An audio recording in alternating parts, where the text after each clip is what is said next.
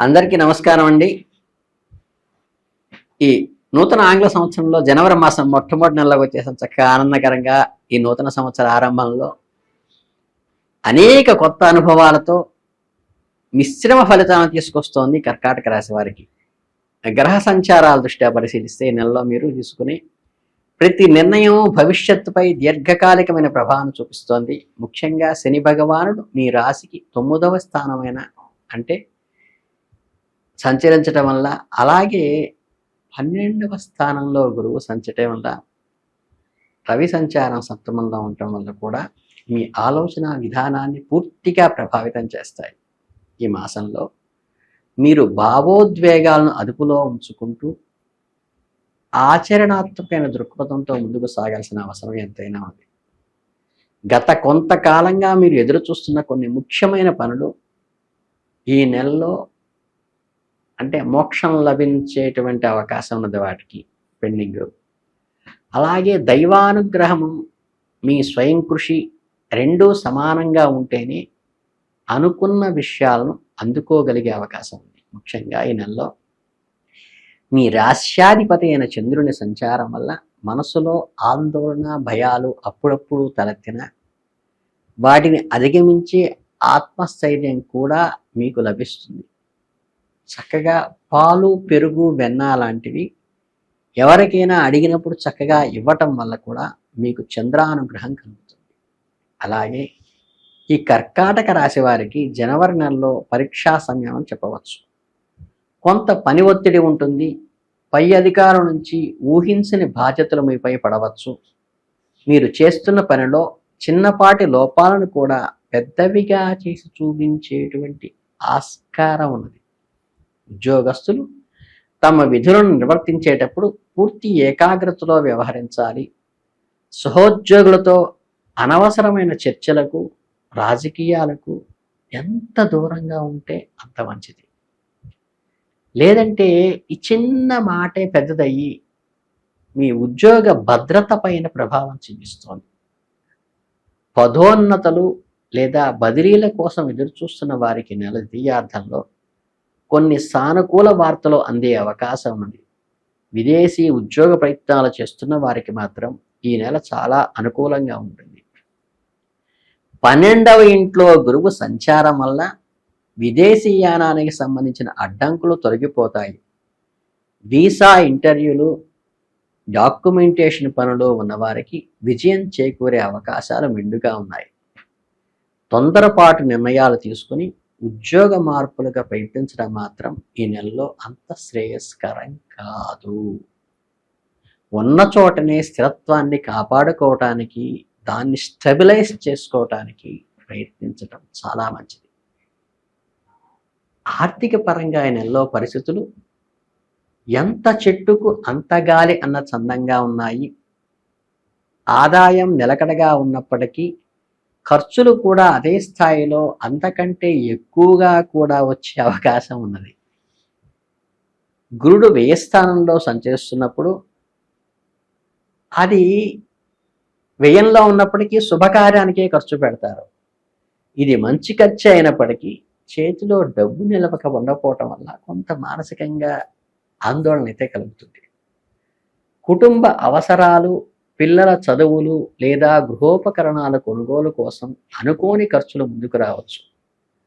పెట్టుబడుల విషయంలో జాగ్రత్తగా ఉండాలి. స్టాక్ మార్కెట్ లేదా రియల్ ఎస్టేట్ వంటిలో రిస్క్ ఉన్న రంగాల్లో పెద్ద మొత్తంలో పెట్టుబడి పెట్టే ముందు నిపుణుల సలహా తీసుకోవటం తప్పనిసరి. ఎవరైనా అప్పులు ఇచ్చే ముందు 1కి 2 సార్లు ఆలోచించండి. ఎందుకంటే ఈ నెలలో ఇచ్చిన డబ్బు తిరిగి రావటం ఆలస్యం అయ్యే అవకాశం అయితే, లేదా గొడవ పడి ఇచ్చే అవకాశం ఉన్నది. కనుక అవాయిడ్ చేయండి.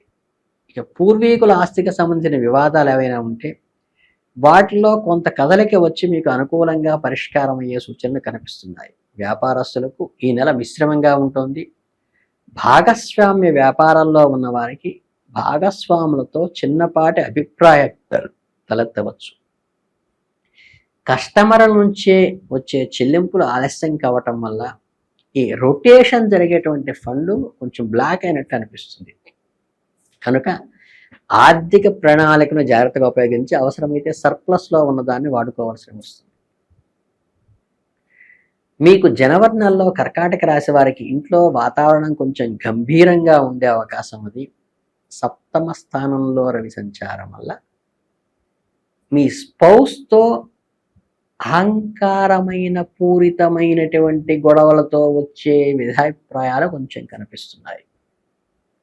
ఈ చిన్న కోపతాపాలు మీరు అసలు మనసులో పెట్టుకోకుండా చక్కగా ఒక మెట్టు దిగైనా సరే జీవిత భాగస్వామితో సంయమనంగా మాట్లాడటానికి ప్రయత్నించండి.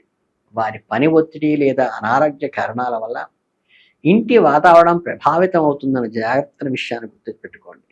మీ ఓర్పుతో సహనంతో వ్యవహరించి సమస్యను చాలా సింప్లిఫైస్గా తీసి పక్కన పెట్టండి. అవివాహితులకు అయితే వివాహ ప్రయత్నాలు ఫలిస్తాయి, కానీ సంబంధం కుదిరే క్రమంలో అడ్డంకులు వచ్చి పడుతూ ఉంటాయి. జాప్యం జరుగుతూ ఉంటే సోదరులతో బంధువులతో ఆస్తి సంబంధిత చర్చలు జరిగేటప్పుడు సంయమనం పాటించడం మంచిది. మాట జారితే బంధుత్వాలు దెబ్బతినే అవకాశం ఉంది. తల్లిగారి వైపు బంధువుల నుంచి మీకు తగిన సహాయ సహకారాలు లభిస్తాయి. పిల్లల ప్రవర్తన లేదా వారి చదువుల విషయంలో కొంత ఆందోళన కలుగుతుంది. అలాగే మీరు వారిని దారిలో పెట్టడానికి కొంచెం కఠినంగా కూడా వ్యవహరించవలసిన సూచన అయితే కనిపిస్తుంది. ఇకపోతే ఇల్లంతా కూడా ఒక సందడి వాతావరణం ఏర్పడుతుంది. ఈ శుభకార్యాల్లోనూ వేడుకల్లోనూ పాల్గొంటారు. ఇక ఈ హెల్త్ రిలేటెడ్గా వచ్చినప్పుడు ఏమవుతుందంటే జీర్ణ సంబంధమైనటువంటి వ్యాధులు కానీ గ్యాస్ట్రో ఎంట్రాలజీకి సంబంధించిన ఇబ్బందులు పెట్టే అవకాశం ఉంది. సమీకృత ఆహారం తీసుకోండి, సాత్విక ఆహారం తీసుకోండి, మసాలాలు తగ్గించండి. నిద్రలేమి వల్ల కూడా కొంత సమస్య వేధిస్తుంది. టైమ్లీ మీల్స్ తీసుకోవటం వల్ల, ఎక్కువ ఫంక్షన్స్లో అటెండ్ కాయ ఆహారం తీసుకోవటం వల్ల కూడా కొంత ఎసిడిటీకి దారితీస్తుంది. అలాగే వృద్ధులకైతే కీళ్ల నొప్పులు, దీర్ఘకాలిక వ్యాధులతో బాధపడేవాళ్ళు కొంచెం జాగ్రత్త వహించండి ఈ నెలలో. ఇకపోతే ఈ వాహనాల విషయంలో ఆలస్యం జరగటము, అనుకున్న టయానికి అనుకున్న చోటకి వెళ్ళలేకపోయే అవకాశం కలుగుతోంది. కాబట్టి ఒక స్పేస్ టైం ముందు తీసుకుని బయలుదేరండి. చెరువులు, సముద్ర తీరాలకు వెళ్ళేటప్పుడు లోతుకు వెళ్లకుండా ఉండటం జాగ్రత్త పడండి. అలాగే ఏ చిన్న అనుమానం వచ్చినా ఆరోగ్యం విషయంలో డాక్టర్ను సంప్రదించడం చాలా మంచిది. ఇక ఈ రాశి విద్యార్థుల విషయానికి వస్తే జనవరి నెలలో వారికి మిశ్రమ ఫలితాలను ఇస్తోంది. విద్యాకారకుడైన బుధుడు గురువు ప్రభావంలో చదువుపై శ్రద్ధ ఉన్నప్పటికీ ఏకాగ్రత లోపించడం ప్రధాన విషయంగా గోచరిస్తోంది. మంచి ఎఫర్ట్ పెడితే ఖచ్చితంగా రిజల్ట్ వస్తుంది, బట్ మీ ఏకాగ్రతను డిస్టర్బ్ చేసేటువంటి అవకాశం కనిపిస్తోంది. ముఖ్యంగా పోటీ పరీక్షలు సిద్ధమవుతున్న విద్యార్థులు రెంటింపు ఉత్సాహంతో ఇష్టపడి చదవటం మంచిది. ఊరికే కష్టంగా చదివితే ఉపయోగం లేదు. అదృష్టం కంటే మీ యొక్క శ్రమే ప్రధానంగా మీకు నెలలో ఉపయోగపడుతుంది. విద్య కోసం విదేశాలకు వెళ్ళాలనుకునే విద్యార్థులు ఆ సమయాన్ని సానుకూలంగా మలుచుకోండి. అలాగే యూనివర్సిటీల్లో అడ్మిషన్లు రావటం, స్కాలర్షిప్లు లభించడం వంటి శుభార్తలు కూడా వింటారు. పరిశోధనా రంగంలో ఉన్న విద్యార్థులు వారి కృషికి తగిన గుర్తింపు లభిస్తుంది. కళలు, క్రీడలు వంటి రంగాలు అంటే ఎక్స్ట్రా కరిక్యులర్ యాక్టివిటీస్లో ఉన్నవారికి ఈ కొత్త అవకాశాలు, ఐడెంటిఫికేషన్ కూడా లభిస్తాయి. అప్రిషియేషన్ కూడా వస్తుంది. ఇక ప్రణాళికాబద్ధంగా చదువుకుంటేనే మంచిది. కాబట్టి మీ ఎయిమ్ చదువు కాబట్టి చదువు మీద శ్రద్ధ వహించడం చాలా ముఖ్యం. ఇక స్పిరిచువల్ అలైన్మెంట్కి వస్తారు ఏంటంటే ఈ కర్కాటక రాశి వారికి ఈ 12వ ఇంట్లో గురువు, 9వ ఇంట్లో శని ప్రభావం వల్ల దైవ చింతన బాగా పెరుగుతుంది. పుణ్యక్షేత్రాలు దర్శిస్తారు. తీర్థయాత్రలు ఎక్స్పెండిచర్ ఎక్కువ చేస్తారు. ఇంట్లో ఏదైనా పూజలు, వ్రతాలు లేదా హోమాలు నిర్వహించే సంకల్పం చేస్తారు.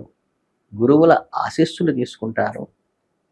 మానసికమైన ప్రశాంతత కోసం ఆధ్యాత్మిక పుస్తకాలు చదవటం, కొనటం కూడా ఎక్కువ జరుగుతుంది. మీలోని ఒత్తిడి తగ్గించి సానుకూల దృక్పథాన్ని పెంచుకోవటం మంచిది. మీ మాటకు విలువ అయితే పెరుగుతుంది. సేవా కార్యక్రమంలో పాల్గొనడం వల్ల మీకు వ్యక్తిత్వం మీద కూడా ఒక గౌరవమైన ముద్ర పడుతుంది. కనుక ఏంటంటే ఓవరాల్గా చూస్తే ఈ కర్కాటక రాశి వారికి ఎదురయ్యే ప్రతికూల ఫలితాలను తగ్గించుకొని సానుకూల ఫలితాలను పెంచుకోవటానికి కొన్ని పరిహారాలు పాటించటం అవసరం. ముఖ్యంగా శని ప్రభావం ఎక్కువగా ఉన్నందు వల్ల శనివారాల్లో నవగ్రహ ప్రదక్షిణ చేయటము, చక్కగా హనుమంతుడికి తైలాభిషేకం చేయటము, అలాగే సోమవారం రుద్రాభిషేకం చేయించుకునే అవకాశం ఉంటే శివాలయానికి రుద్రాభిషేకం చేయించుకుంటే కూడా ఈ దోష నివారణ అవుతుంది.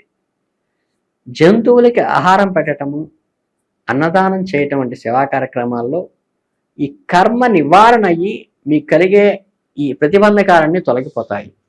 గురు అనుగ్రహం కోసం గురువారాల్లో దత్తాత్రేయుని దర్శించటం వల్ల కానీ, దత్తుడికి వస్త్రదానం చేయటం వల్ల కూడా మీకు మంచి కలుగుతుంది.